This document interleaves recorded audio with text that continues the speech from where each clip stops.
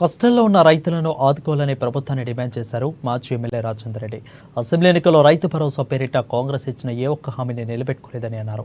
రైతులను ఆదుకోవాలని డిమాండ్ చేస్తూ నారాయణపేట జిల్లా కేంద్రంలో దీక్ష చేపట్టారు. కాంగ్రెస్ అధికారంలోకి వచ్చి 4 నెలలవుతున్నా హామీలను అమలు చేయట్లేదని అన్నారు. ఇక రైతులను ఇష్టానురీతిగా అవమానాలకు గురి చేస్తున్నారని ఆవేదన వ్యక్తం చేశారు.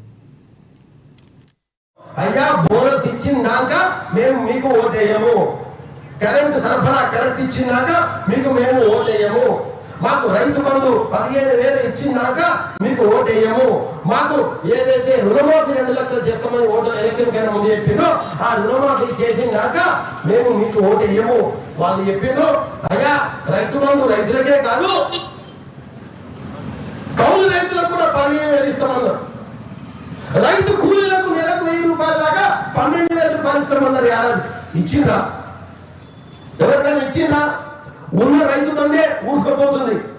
ఇప్పుడు 5 ఎకరాలకు ఇస్తారో 4 ఎకరాలకు ఇస్తారో ఎవరో చెప్తుంది. ఇంతకుముందు వ్యక్తులు చెప్తుంది సార్ మోటార్ సైకిల్ ఉంటే ఇయ్యనట, కారు ఉంటే ఇయ్యనట.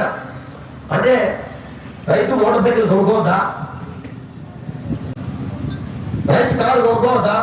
ఇదే రేవంత్ రెడ్డి చెప్తాడు నాది రైతు కుటుంబము ఆ కుటుంబం అని చెప్తాడు.